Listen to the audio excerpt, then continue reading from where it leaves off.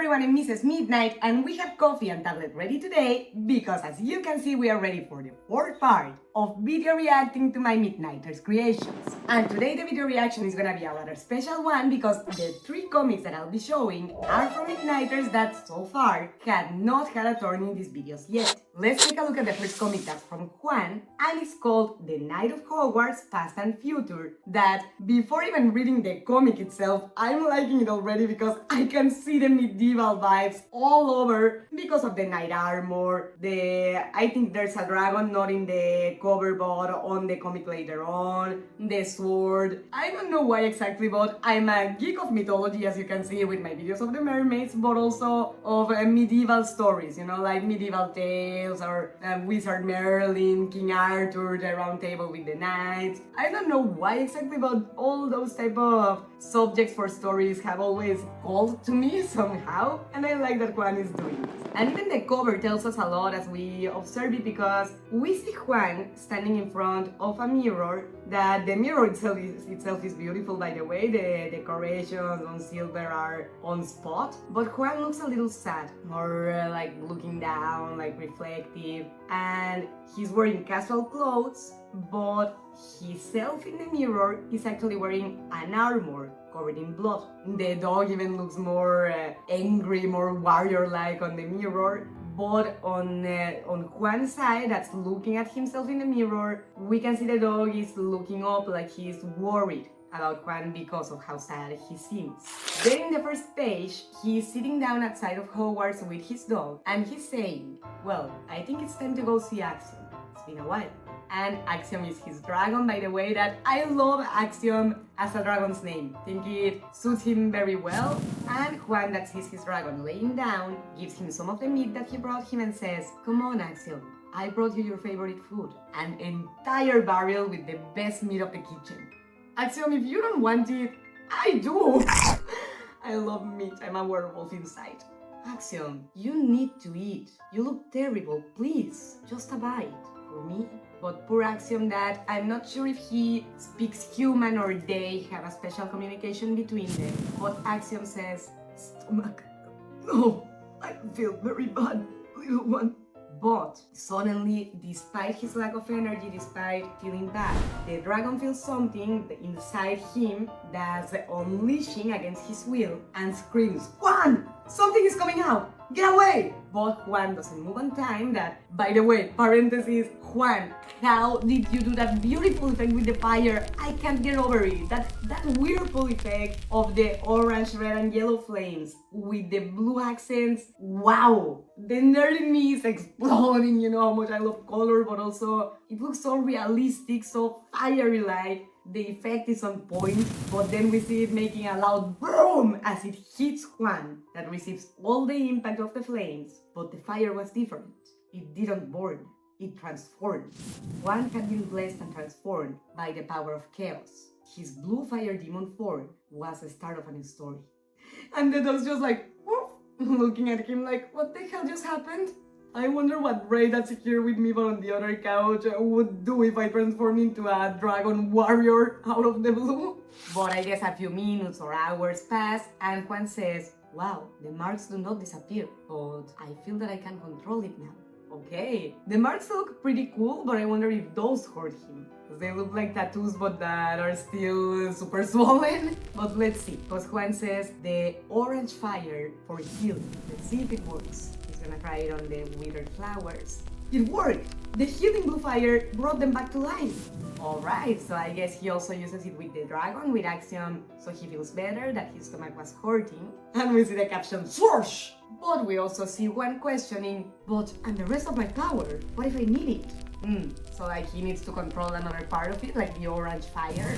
Alright. And then we see a pair of blue, beautiful, badass wings forming on the back of Juan in his warrior form, and he says, amazing! I can summon my blue fire wings at my own will, and my claws, they are lethal! Whoa! And he also has accelerated speed, capable to cut even the strongest material. Look at how broken he is!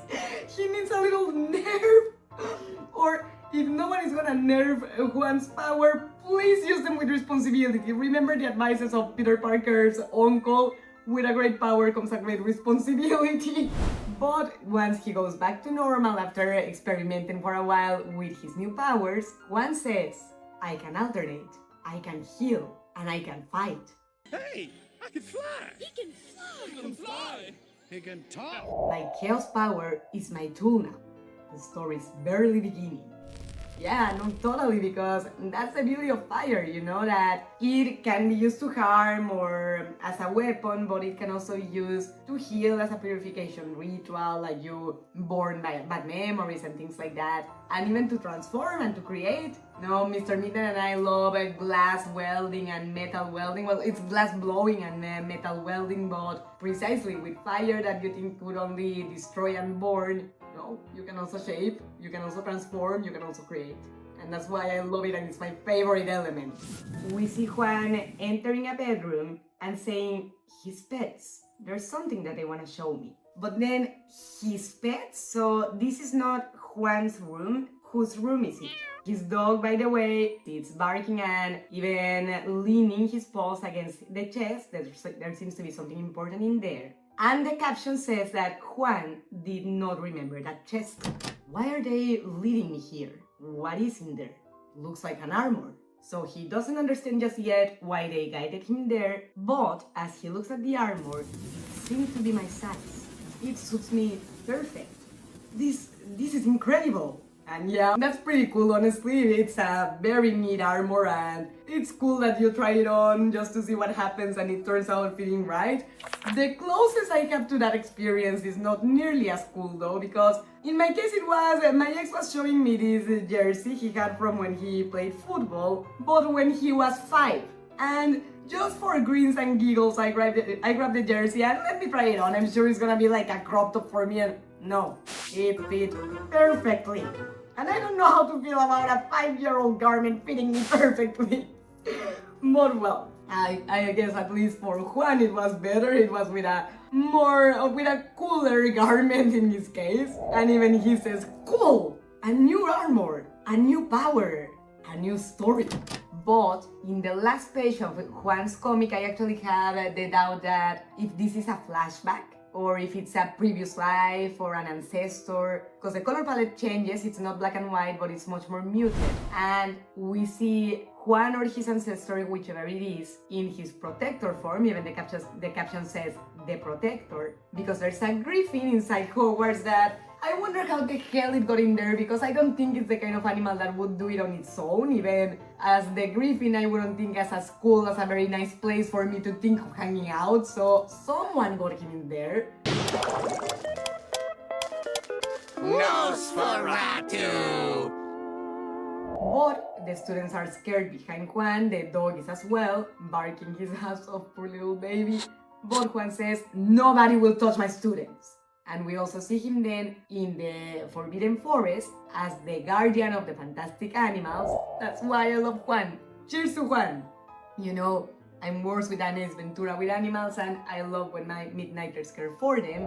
And he tells one of the little dragons that possibly is scared, you're safe here. I promise that nothing will happen to you. But later on, we see him fighting Voldemort himself. Ooh, I said his name. But seriously though, Voldemort is attacking Juan with a spell as he tells them, a foolish knight, Hogwarts will fall, and you will fall with it. But Juan very bravely replies, not while I breathe, Tom. And now that I think of it, Juan is Gryffindor and Tom Riddle is Slytherin. The rivalry continues. Caption says the final battle, and Voldemort says, it's impossible! As his Juan abandons his hand. And in the next image we can see that the Griffin is now on Juan's team, it seems like, because he is standing by his side, but also like he's either receiving the attack of the spell or trying to receive it for Juan, or I don't know exactly what the Griffin is doing, but it doesn't seem like it's going to attack Juan anymore, but Voldemort actually. But we also hear a no that's too far away from it having been from Voldemort. So it's Juan that's screaming, he did receive the impact. But the caption says, the light always wins.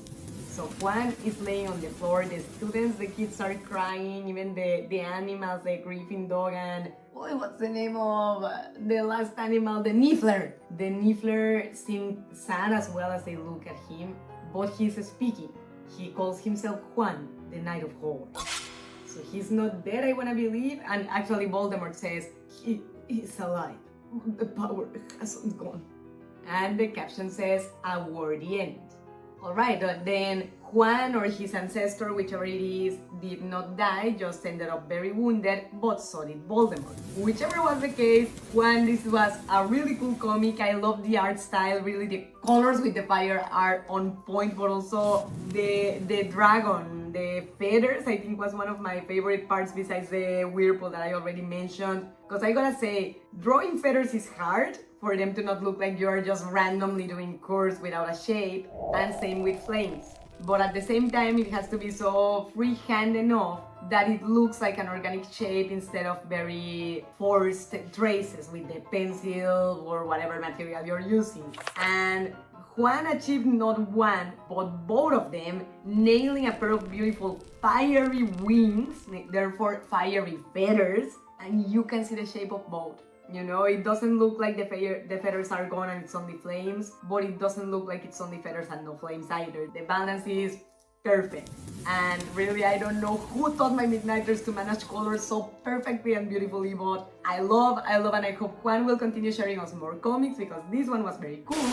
But now, we are gonna see another comic that this one is from Poleo, and this one makes me happy already just by glancing at it because it contains a mermaid. And you know that I'm a mermaid nerd, you can see it in the video, the 10 shorts, and the 2 songs about mermaids that this channel has, and if you haven't already, go check them out after this video reaction. But this one is very cool because we see Poleo standing on a rock outside the ocean, and the title is The Call of the Ocean, so it's the water itself that's calling to her. And Poleo says, I've waited all month for this. The magic waters are calling me. Just one step and we see her then that she has taken off her shoes and she has entered the water, but the minute she steps inside the water, magic starts surrounding her legs and the true beauty begins. The transformation is starting! It feels so familiar. And her legs then start transfiguring into a mermaid's tail. Perfect connection. Perfect! Everything is in place, exactly as I remembered. Mermaid Pearl has returned, made again, forever. Every time it's easier and the beauty is eternal. The ocean calls me back. I want the ocean to call me back. That's such a beautiful power. I can't believe I can do this and more. To swim in the sea like I walk on the shore. But then we see that the return begins. Because although the mermaid's form is beautiful, Poleo's real form or original form is the human, and she starts to feel, I imagine, on her mermaid tail and her mermaid fin, that she's turning back and therefore it's time to go back to surface. So breaking the surface, the magical water dissipates. I feel the change. The true essence returns. Almost all of the ground, and we can see Poleo now back in her human form that fortunately, unlike Ariel, she returns with clothes. Not like in the Little Mermaid that she had to grab, I think it was the sail of the boat to cover up. But we see her with her legs again, with her outfit from the beginning of the comic, and the last caption says, the mermaid rests and the human awakes. And we see Poleo looking towards the ocean, but she doesn't look sad, she looks content after her adventure as a mermaid. And she says, it's always an adventure, but my home is here for now.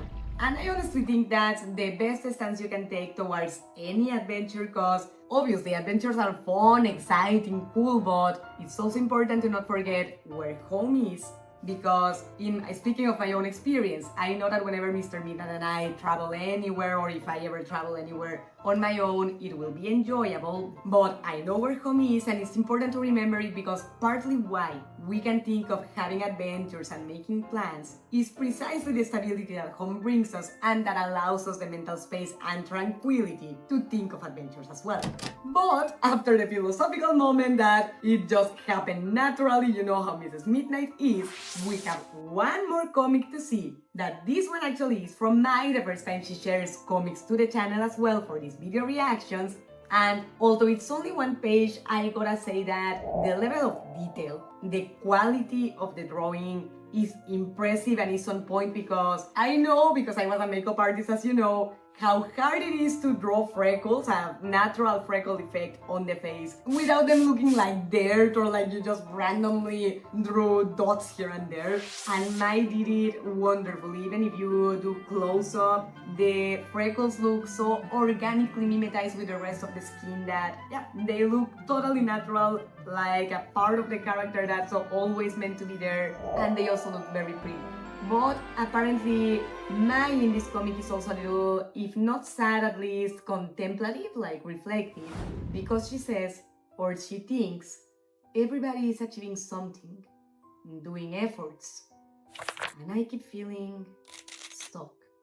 Alright, so I don't know if this is only Mai's character or if Mai in real life is feeling that way, but just in case, you know, I tend to be a little more hen with my midnighters. I need to do a heart for Mai and a hug, but also a cheers for Mai, because I think if you feel to any extent that you are not doing much at this moment of life, you definitely should give yourself more credit for everything that you have achieved simply lately, you know, with everything you tell us from your school, that some classmates just do not know how to work in team, and instead of going to with the synergy of the rest of the group of letting the project die because no one is doing anything, you did what it took and you got the project afloat. And not only that, but also you did it despite the lack of support of teachers, even the principal, and even if it was just one student, the president of the student committee that you told me about, you also inspired another person to get to work despite everybody else doing the opposite. So I think that's definitely a lot. I think that's definitely accomplishing great and admirable things.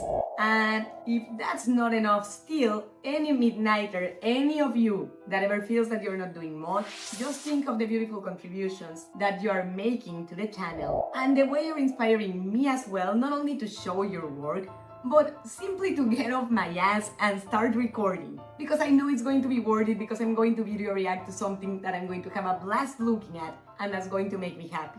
So, if it means anything, you are also achieving making a YouTuber that suffers from depression extremely happy when she reacts to your creations. And I don't think that should be considered nothing either. And this is all for today, Midnighters, but don't forget that if you are enjoying these video reactions and want your content to be shown in the next ones, you need to leave me a thumbs up, subscribe to the channel, and click on the bell so YouTube lets you know when I upload the next one. And if you wanna share me something, you can do it through Facebook, mrs.midnight, Mrs. Midnight abbreviated, or if you follow me on Discord, you can also send me a message there. For now, let's put the tablet away because I wanna tell you that Mrs. Midnight loves you, hopes to see you next time, and hopes that you enjoy this last video reaction.